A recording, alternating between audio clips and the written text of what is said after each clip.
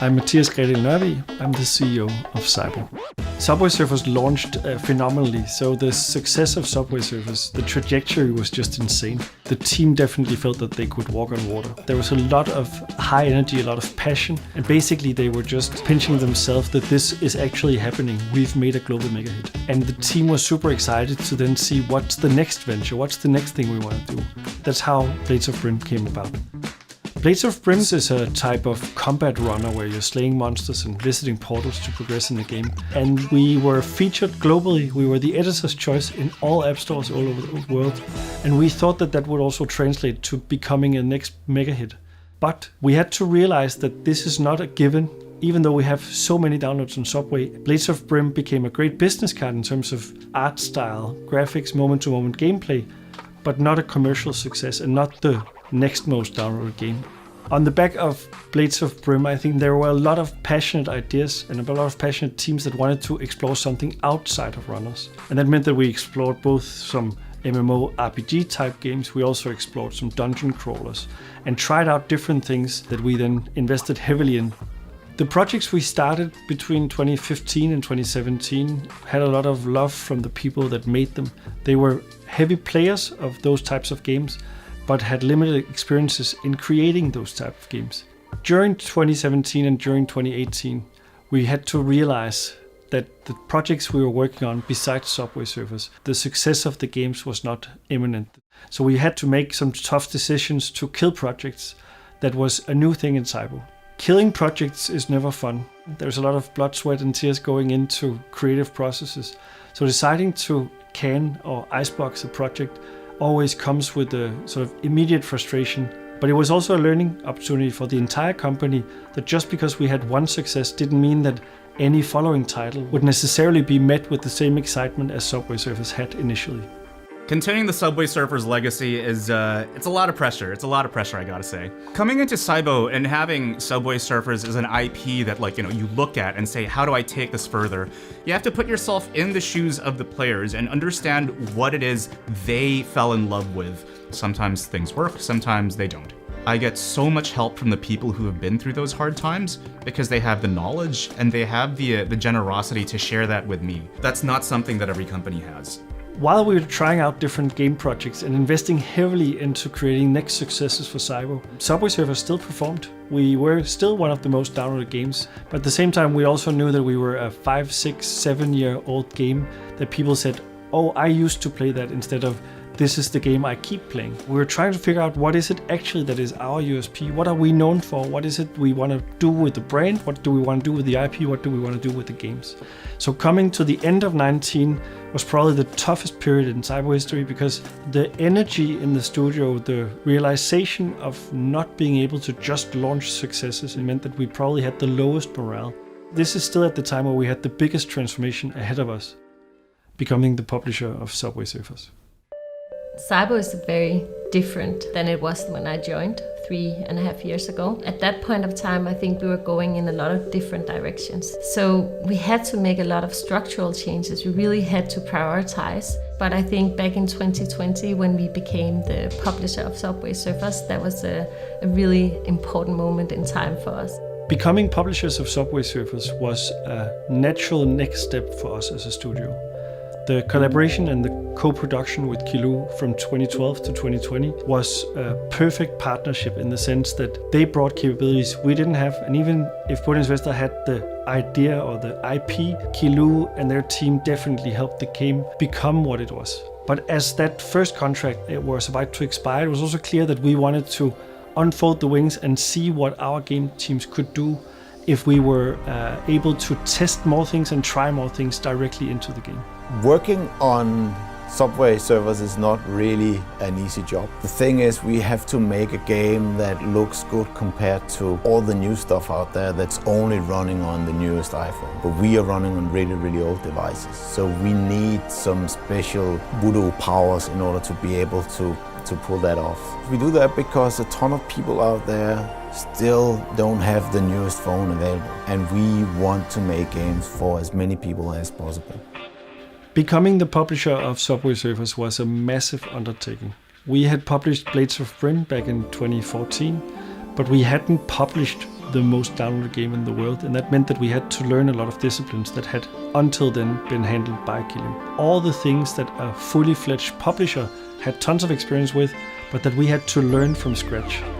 Plus you have to remember that the market has moved significantly since the game launched in 2012, so there was a lot of technologies available that we wanted to utilize in the game and see how we could benefit the players in a bigger way.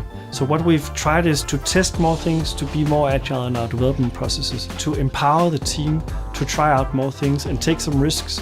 Since we became the publishers of Subway Surfers, everything has changed at SYBO. We've had a lot of learnings from interacting and engaging more with our fans, activating them on Discord and social media, getting inputs, having them design characters for us through competitions, planting trees, putting more messages into the games in terms of pride campaigns and kindness campaigns, and in general promoting both ecology and environmental sustainability, diversity, and inclusivity. One of the cool things that we can now do is we've actually, with our Super Runner campaign running, we can actually immortalize one of our biggest fans in the game as a character.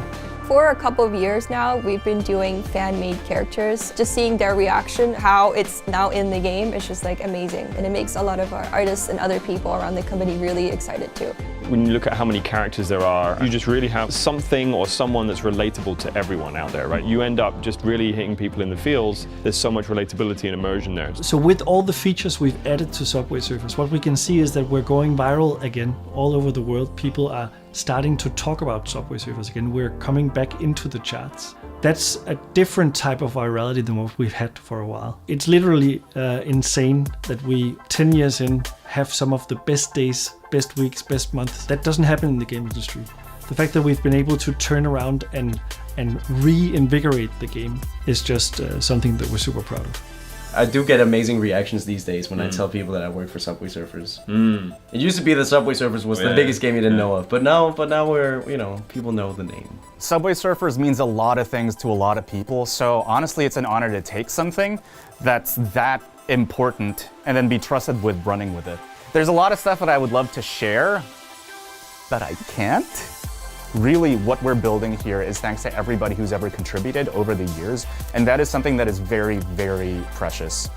What's next for Subway? We want to explore the game and the IP even further. We have ideas for what to put in the game, we have more features coming, and then for the IP at large, we want to expand it into new genres. Some of the things we tried back in 16 and 17 but weren't capable of doing, now we have the right people and the bandwidth to actually make games in different genres. This also allows us to give a little sneak peek of the things we've been working on. And without further ado, let me introduce you to Subway Surfers Tag.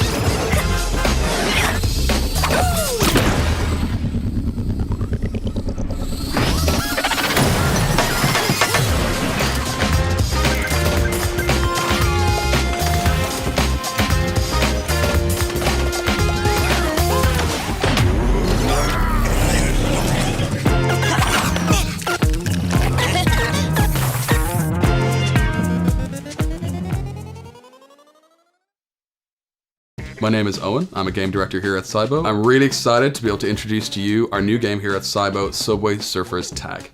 Subway Surfers Tag is an arena blitz brawler where you get to play as Jake and the crew, taking on the guard and his mechanical minions in a way that you've never seen before. The main enemy of the game is Guard and his mechanical minions, which he's ordered off some sort of sketchy website. There's something cool about jumping on a hoverboard, and that's what we focused on for the gameplay.